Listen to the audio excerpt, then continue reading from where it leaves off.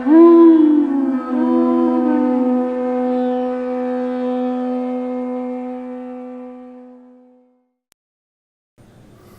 Namo Bhagavate Vasudevaya.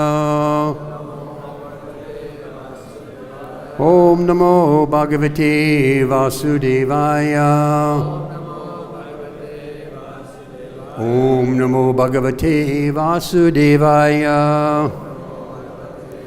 Narayanam Namaskritya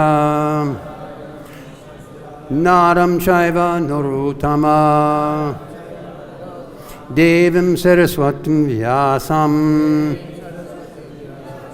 Tato Jayam Udirayet Nastaprayasu Abhadresu Nityam Bhagavate Sevaya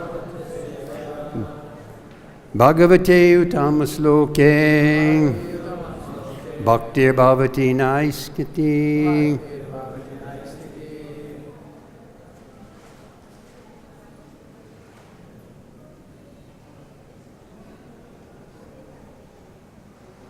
So today we're continuing to read and study Srimad Bhagavatam, 7th cantos, which glorify the pastimes of great devotee Prahlad Maharaj. Today we have two verses, 43 and 44. On the board here we only have one verse, so we'll read this one and then we'll continue. Sarga Shtihite Apyaya Saya Guna Karmanuvarnanam Paravarsam Shtihananam Kalena Vyatyayo Mana Sarga Shtihiti Apyayasaya Guna Karmananuvarnanam Paravarsanam Stihinanam Kalena Vyayayo Manaha. So I'm not going to read the word for word. The reason is that it takes a lot of time, and I never think that I have enough to say, but when I start to speak, I never am able to finish what I wanted to say. So I'll just go and read the translation, and then I'll try to give my thoughts on these verses. Translation.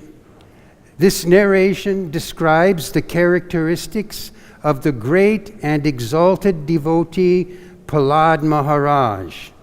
His staunch devotional service is perfect knowledge and his perfect detachment from material contamination.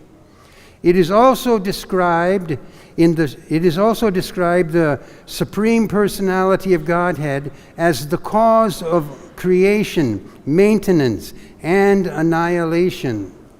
Prahlad Maharaj, in his prayers, has described the transcendental qualities of the Lord, and has also described how the various abodes of the demigods and demons, regardless of how materially opulent, are destroyed by the mere directions of the Lord.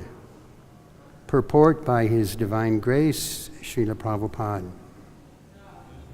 Srimad Bhagavatam is filled with the descriptions of the characteristics of various devotees with reference to the services to the Lord.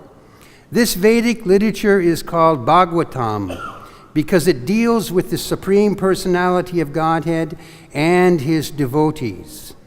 By studying Srimad Bhagavatam under the directions of a bona fide spiritual master, one can perfectly understand the science of Krishna, the nature of the material and spiritual worlds, and the aim of life.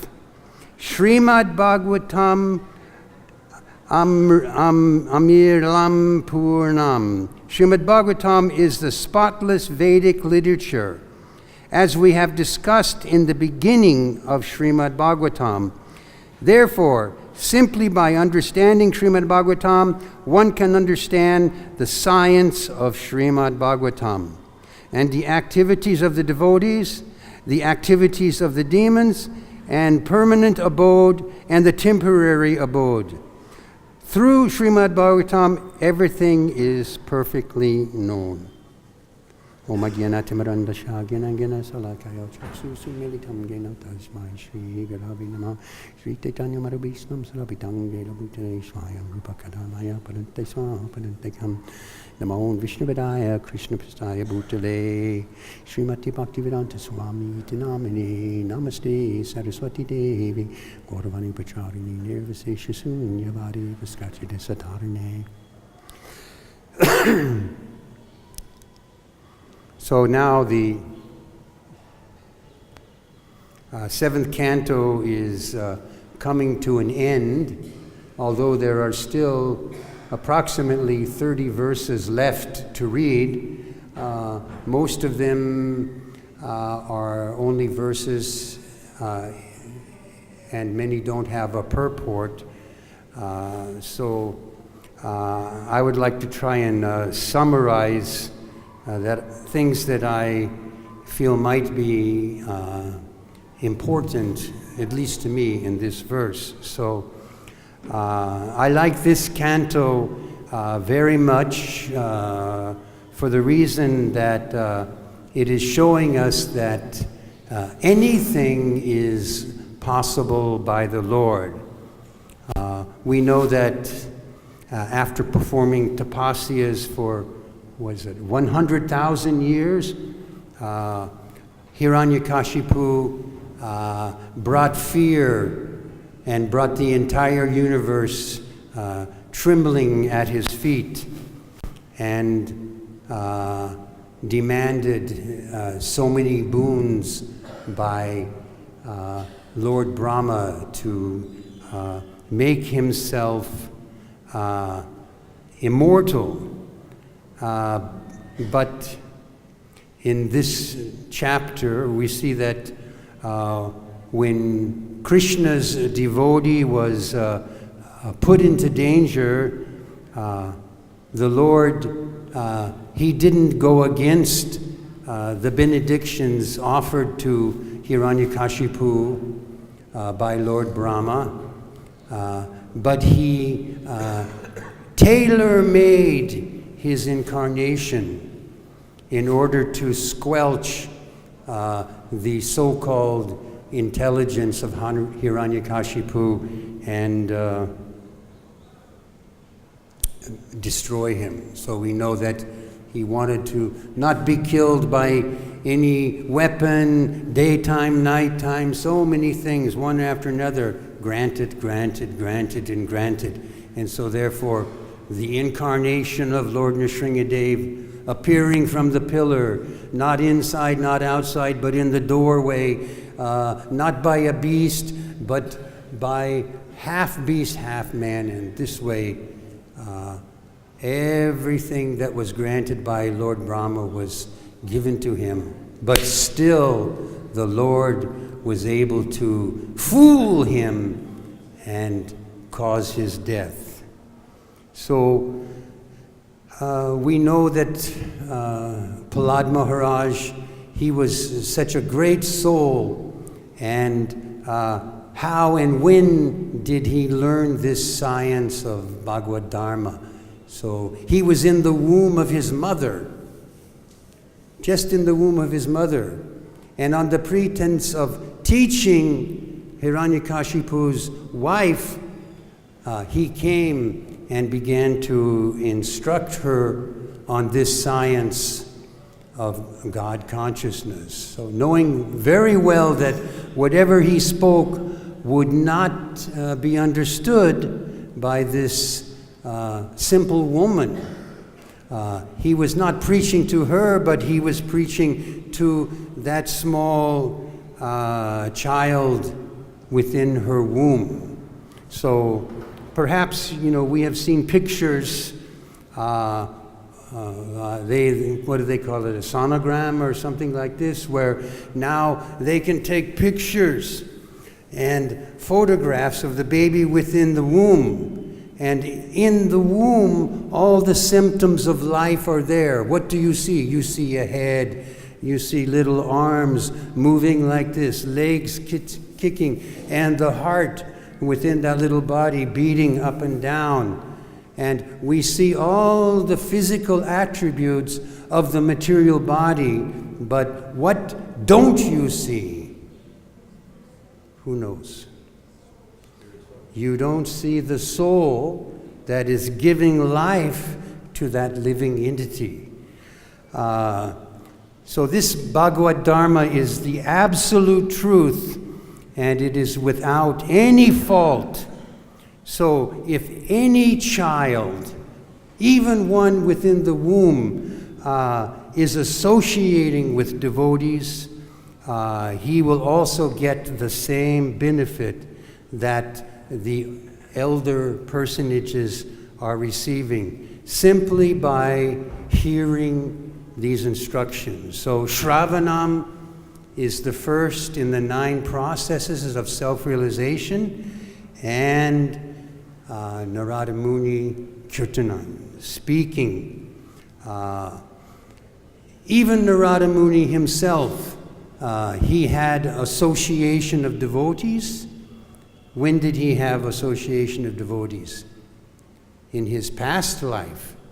His mother was a servant in a hermitage of sages, and he assisted his mother, and by assisting and serving these great personalities and being able to hear their conversations, he became purified.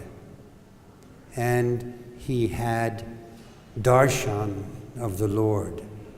Although in that lifetime he did not reach full perfection, he was guaranteed that in your next life, everything will become clear. So this process is not restricted to persons of a certain age. Anyone, just like Prahlad, who was within the womb of his mother,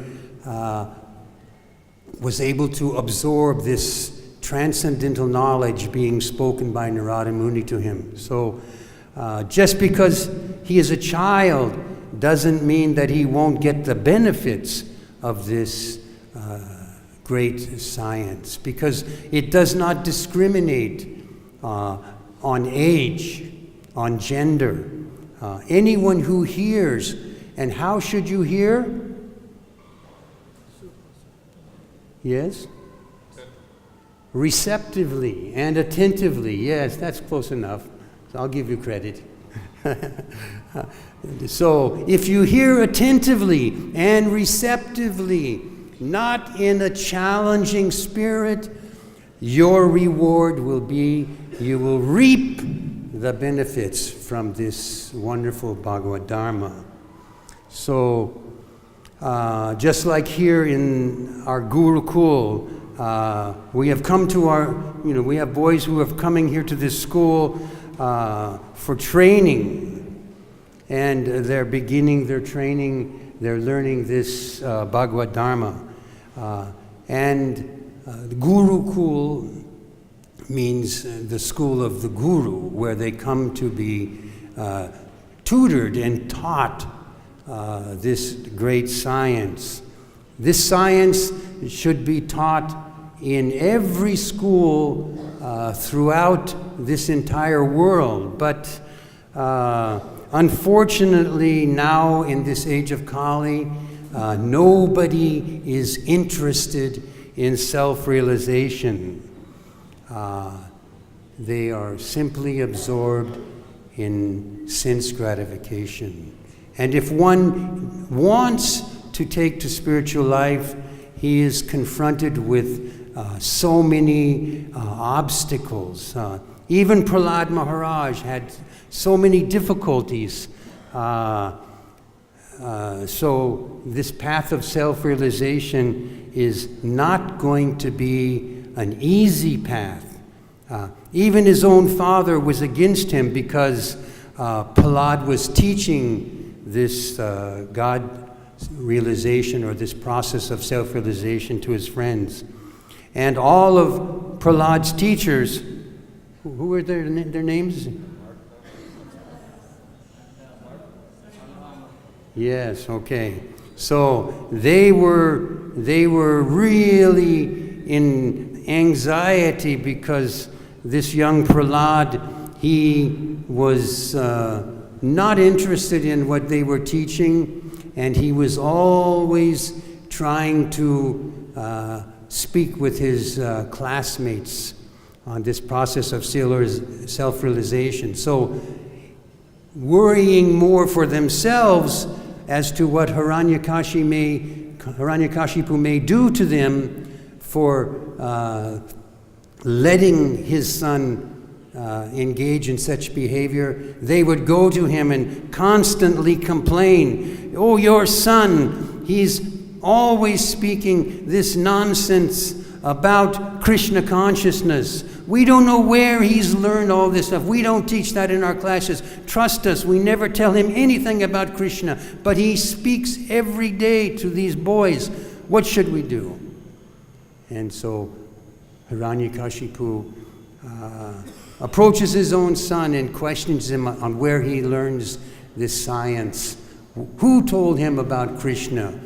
Why do you want to speak about Krishna? Krishna is not so great. Who in this universe is greater than me? So this was Hiranyakashipu's mentality. And being perplexed and bewildered by his son's enthusiasm, he began to become jealous of this Krishna fellow, this person that his son was always preaching about.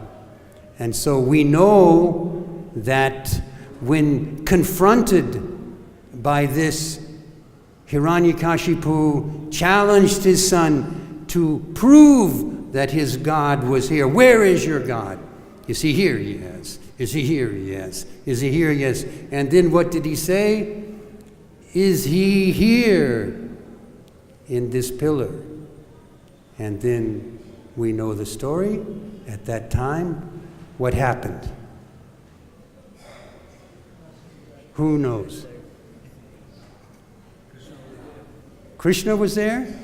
Krishna was there as a little cowherd boy with his flute? Yes, he was there in the form of Nrsingadev. But back to Prahlad and his classmates, he was always trying to preach to them. And these young boys, as boys may be, want to engage in frivolous activities. They want to play. This is the mentality of young boys. But Prahlad would teach these boys that we should not be wasting our lives away simply in play.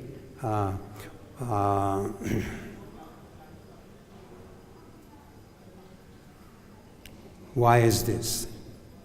Because one moment wasted cannot be bought back with bags of gold coins. And wasting one's life is normally how people will engage and spend their time. But Prahlad's teachings was that if you waste one moment and think that I will wait until I get older to take to spiritual life, and then I can give up my playing mentality and try to contemplate. But his instructions told him, no, Kumara. What does Kumara mean? It means the boys from the age of 5 to 15. So 5 to 15, this is Kumara, the age. And there is no guarantee that you're going to get old. So one thing that we are guaranteed in this life, and one thing that we are all qualified to do, is what? We're qualified to die. Right? So congratulations. So we have this qualification. We are going to die. But who knows when? So in this room I can see so many people, and our age is different. I'm pretty old, and there's some that are older than me, and there's some that are very young, and who knows amongst us sitting here who will be the next to die. So Prahlad's instructions to his classmates were, don't waste your time in frivolous play, because you may die in any moment. Don't think that I'll wait till I get old. So you're young now. You may mature. You may get a body like your fathers. You may get a body like your grandfathers. You may grow old. Or, just like Prahlad, when he was within the womb, now it's very common that these young living entities are ripped out of the womb before they even have a chance to breathe air in this material world. So don't become complacent, and don't think that, oh, life is a bowl of cherries and I will wait. They have an expression in Spanish, mañana, mañana. Oh, wait until later to take to spiritual life. And when you're not taking to spiritual life, what are you doing? You're engaged in material life. And material life means trying to gratify your senses. So, Shri Gauratai, Shri Krishna Balaram, Shri Radha Shama Sundar.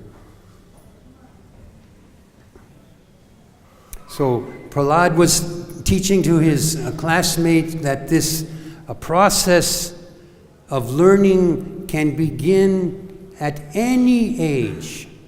Even now, some doctors, pediatricians and such as this, they're saying that to comfort the child, while he's in your womb, talk to him, give him instructions. Oh yes, you're a good little baby.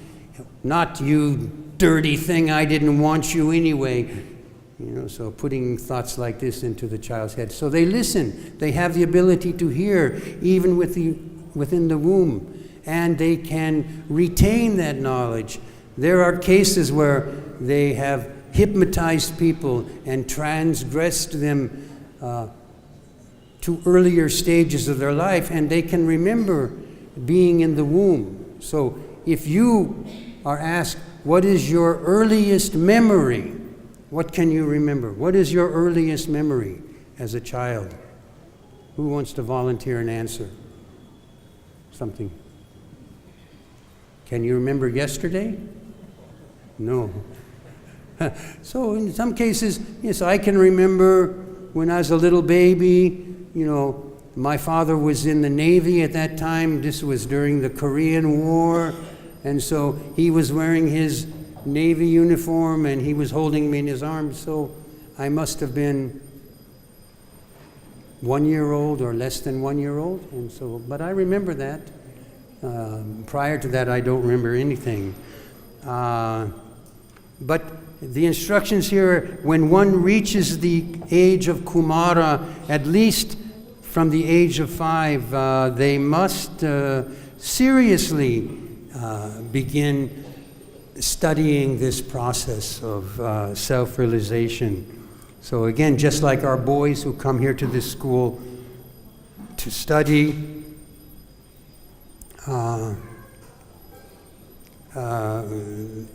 hopefully they're getting some knowledge from this, and I gotta find my spot here. And make advancement in spiritual life, and understand that death can take place at any moment. Unfortunately, we had a young boy here last year who prematurely died, and we have seen friends amongst us have accidents, young, vibrant, in the prime of their material life, snatched away from their material body. And we have others who are old and decrepit, suffering from disease, gasping for every breath, and they also die. So as I said earlier, our guarantee in material life, where there's birth, what comes with birth? Yes, death. So this is your legacy. Aren't you happy? Someone has left you something. Some people are left with vast fortunes from their parents, but all of us are left with this legacy that we have this body now, and most certainly we will die. So we know Yudhisthira Maharaj was asked a question. And what is that question, Dharmatma? Yes, what does it, translation, you want to? That we see so many people are dying, but those who are stay behind, they think that will never die. Yes, so this is amazing. Yes, the question was, in English, he says, what do you find amazing? What is amazing? The most amazing thing in this material world? Oh, is it that building over there? No. His answer was that everywhere, all of us, every day, we are seeing death. We are seeing our mothers, our fathers, our brothers, our sisters, our own children. We see all of them dying. And what do we think? Oh, it won't happen to me. I will go on. I will live forever. So this is what King Yudhisthira thought was amazing. And why is that? It's because that's the design of this material energy. This material energy is constructed in such a way that it monopolizes our intelligence and forces us into this bodily conception of life, thinking that we are this material body, and that is ahamkara. But it's not ahamkara. What is it? Aham brahmasmi. Yeah, so I am spirit. I am not this body. Who thinks they are the body? Do you think you're the body? Yes. Do you think you're the body? Yes. Do you think you're the body? Yes. And do I think I'm this body? Most certainly I think I'm this body. But we must understand that how many bodies are there? Who knows how many bodies are there? 8,400,000 different kinds of bodies. 900,000 aquatics. And what was it here? Yes, 900,000 types of aquatics. And in every one of those little fish bodies, big fish bodies, what happens? We are jumping from this fish to that fish, and this fish to that fish, this big whale to that small little minnow, going back and forth 900,000 times, living under the water, swimming, right? Swimming. And then we get a breath of fresh air, and then we become a plant. Oh my gosh. How many plants are there? 2 million varieties of plant life. And we are jumping from a cauliflower to a carrot, to a tree, to a blade of grass, to this, to that. And we're going back and forth and back and forth and back and forth and back and forth. And then we come to bugs, insects, and reptiles. How many of them are there? 1,100,000. So we're slithering through the grass as a snake, and then next we are sitting on a tree as a cicada. You know cicada? What is that in Hindi? No, cicada, it's a little bug. A locust? No, cicada, it's a simmi. It's a bug that goes meep, meep, meep, meep. So this bug lives underground for 7 years, gestating, forming his body. And then he comes out for 1 day. Oh, now it's time to enjoy. And he finds another. That's why they make that sound, meep, meep, meep, calling their mate. Come with me and have sex, and then I'll die. So again, all of these insects and reptiles, we transmigrate through all of these different forms of life. And after this, there are 3 million types of four-legged creatures. So we can see them everywhere. Oh yes, today I'll be a dog, and tomorrow I'll be an elephant, and the day after that I might be a cow or a tiger or this or that or this or that. And we are going through all of these different four-legged creatures until finally we come to this human form of life. And in human life, how many different types of humans are there? There are 400,000 different types of human life. But from the smallest aquatic up to the most intelligent human life, all of these bodies are what? They are temporary. They are destined to be devoured again by the material energy. And we, who are being forced to live inside these material bodies, we all go through the same suffering.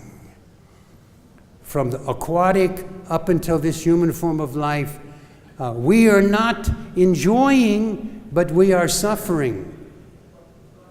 We are suffering so much in these material bodies. But foolishly we think, I am enjoying. Kamala Kantra, are you enjoying? You can say it. Yes. What are you enjoying? Oh, yeah. Yes, we are enjoying fleeting happiness. Because why? Everything in this material world is what? Temporary. There is no permanence here in this material world. So if you're making plans to live here eternally, you are foolish. But if you want to stay here eternally, you can. And we have up to this moment. How long have you been here? Who knows? How long? Since time immemorial. Yes, since time immemorial. And because time is only relevant where? Here in this material world. So as long as we identify with matter and this material world and these material bodies, we are subjected to kala, time, and we will suffer. Because the nature of the soul is to seek out what? Love. And how does love exist in the material world? Love in the material world is existing through associating with those objects that we can perceive, touch, feel, smell, taste with our senses, and our senses are imperfect, and our senses are temporary, but we are eternal. We are eternal, and therefore the happiness derived from objects that we associate within this material world, because they are temporary, we become frustrated and unhappy.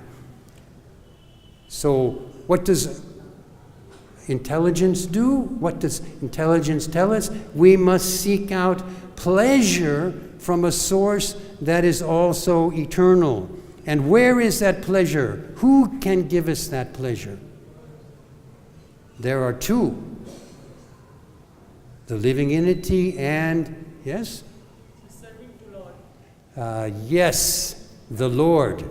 So God and the living entity, us, we are eternal. So if you want to have an eternal loving relationship that does not deteriorate and does not cause suffering, then we must seek out that relationship with God. In the material world, there are different categories of love. Who can name some of these material classifications of love? Who knows? Child to the mother. Yes. So first, there is passive love. What is this love? This means, oh, I love my car. I love my country. I love my iPhone. So these are inanimate objects. We love them. Oh, I love them. Do you love gulab jamuns? You love gulab jamuns. So let me feed you 1 gulab jamun, 2 gulab jamuns, 5 gulab jamuns, 10 gulab jamuns. Do you still love gulab jamuns? You cannot eat anymore. Oh, I'm finished. No more. I don't want gulab jamuns. I still love them though. Okay. So in this way, this is passive love. We have a passive relationship, but we have an iPhone. Oh, you have the iPhone 7, right? Now they have iPhone 9. I need a 5. So you look at this and say, this is only iPhone 5. I want iPhone 9. I don't like this anymore. Passive love. Temporary. And then there is fraternal. What is fraternal? Who knows fraternal? Friendship. We have friends, so we make friends when we are young. oh, he's my buddy, he's my playmate. And over a period of time, due to circumstances, many times we are separated from Zen, and then our friendship is finished. So this is happening to everyone.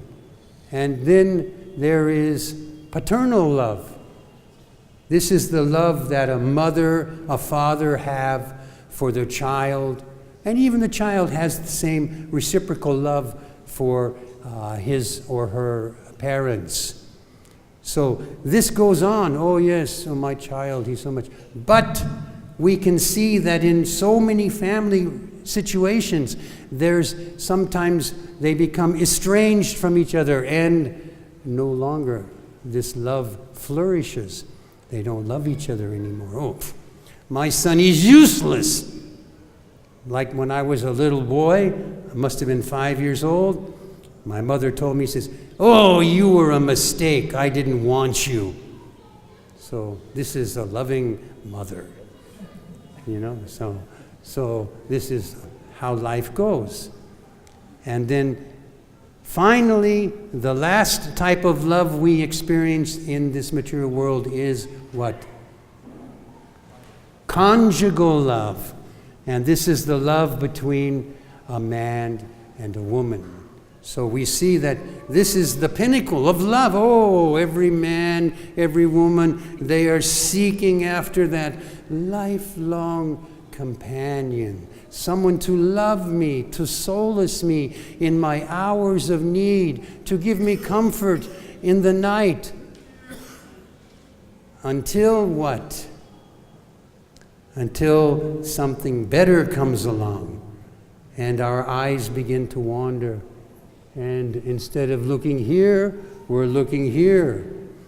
And this conjugal loving relationship is destroyed, finished, just like any other one of these types of love that we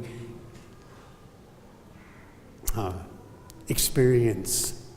So therefore it behooves us that if we want to have real love, we must learn to love Krishna.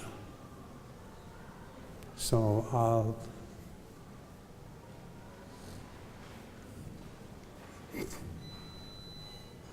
if anyone has a question, so please. Okay.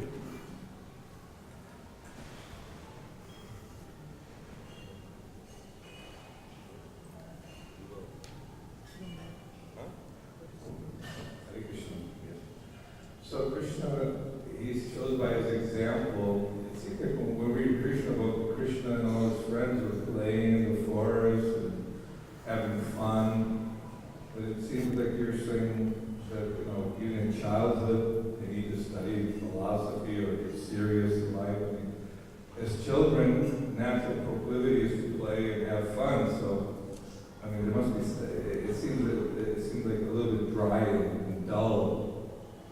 There's all this philosophy stuff. Is there any fun in their lives? Or? The answer to that is that the result of the playful mentality of the child is suffering in the end. So Prabhupada has always said, that which in the beginning may taste like nectar, in the end turns to poison. But that which in the beginning may be bitter and difficult to consume, in the end turns to great pleasure. So, changing your mentality. That's why Prahlad is telling his friends, don't waste your life. Okay? Our boys were wasting their life. They were having fun. Yes. Climbing trees and playing with the monkeys. Yes, I'm having fun. I'm having so much fun. Oh, yes. Oh. Okay. Any other questions? So if no one has a question, oh, Kalamakanta has a question. He wants to have fun too. Yes, he's at that age now where, ooh, I'm ready to enjoy.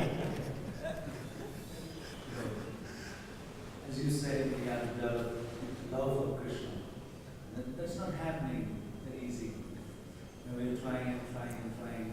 You see, in many of the world, easy we can have a relationship with someone, but with Krishna, it's almost like a headache.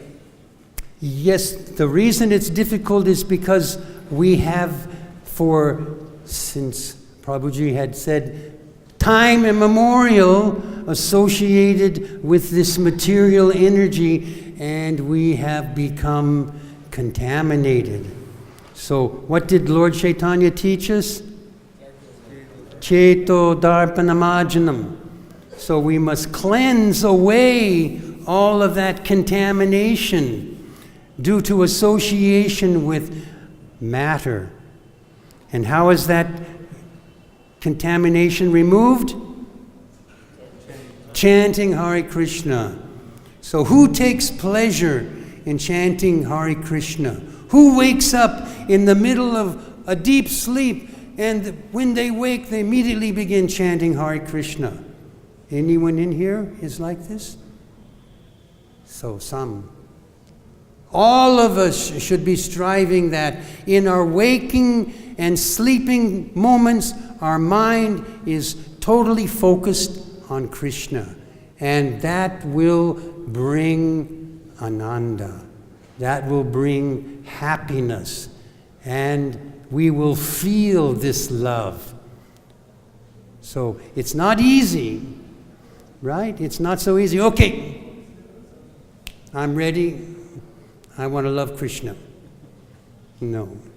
Because at the same time you're thinking this, you're thinking, I want my iPhone. Oh yes, look at that girl. Oh, I want some prasadam. Oh yes, yes. No. Okay? So, yes, Mataji, can you give the microphone?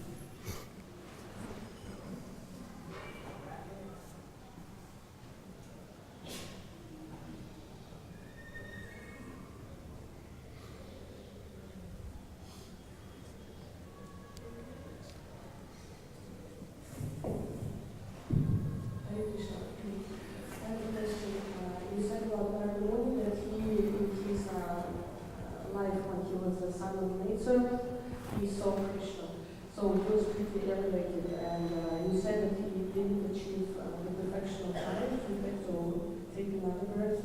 But Prabhupada was saying that we can achieve perfection in one life. How can that be possible? Yes, it's possible. But in the case of Narada Muni, the Lord granted him darshan in that young boy's birth. And immediately upon seeing Vishnu, Narada Muni began running through the forest trying to recapture that beautiful form of the Lord. But everyone is not guaranteed. What is the verse? Bahunam janmanamante gyanagana prapajate. So after many, many, many births, so if you only have one birth left, then you should be so happy. There was a story of this Brahmin and this young or old cobbler. And the Brahmin was so absorbed in his chanting of Vedic mantras, thinking himself so elevated. And the cobbler was a simple man without many means, and always giving a little portion of his earnings to serve the deity in his temple. And they were granted the boon to know how many more births were they going to take. And the Brahmin was told that, oh, you will take millions more births. And he became so enraged. I'm a learned Brahmin. I know so many things. Why can you say I'll take births so many times? I don't agree. And the little cobbler man, simple, said, that banyan tree, you will take as many births as there are leaves on that tree. And then he became so excited, jumping up and down. So this is the way we are. But Prabhupada said, yes, in this very lifetime, you can go back home, back to Godhead. But that depends on how serious you are. So are you a serious girl? Or are you absorbed in this phantasmagoria of this material world? Most probably that, right? So you can change that by becoming dhira, sober. So everyone please become a serious devotee.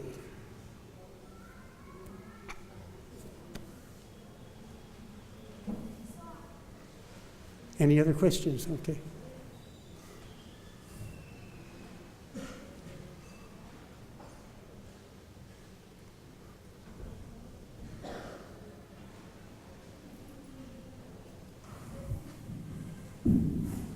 Hello? Yes, hello? Hare Krishna, sir. So I have one question. Okay. If somebody truly believes in God and somebody truly loves God, but still that somebody faces problems in his life, God knows that somebody believes in him, but still God does not protect him from his problems. Why does it happen? You have to understand that even if there are tribulations, if you know the Pandavas, they were put into exile, they went into the forest, and they faced so many difficulties. But through all these tribulations, their focus was always on Krishna. So it doesn't matter what kind of pain and suffering this body is going through. They were completely content. Their minds were peaceful, and their focus was always on Krishna. So they knew that this body is meant to suffer. So you think you're young and healthy and strong, but go outside and not look where you're walking when you're crossing the street, and you can be struck down by a car and lay in the road twitching in pain, and then think, why did you do this to me, Krishna? So with birth there is death, and while you're in this material body you're going to suffer, but that doesn't mean you should stop loving Krishna. So please utilize, you said you have love for Krishna, please nourish and nurture that love by coming to the temple, by associating with devotees, and especially by chanting Hare Krishna. Okay? Haribol.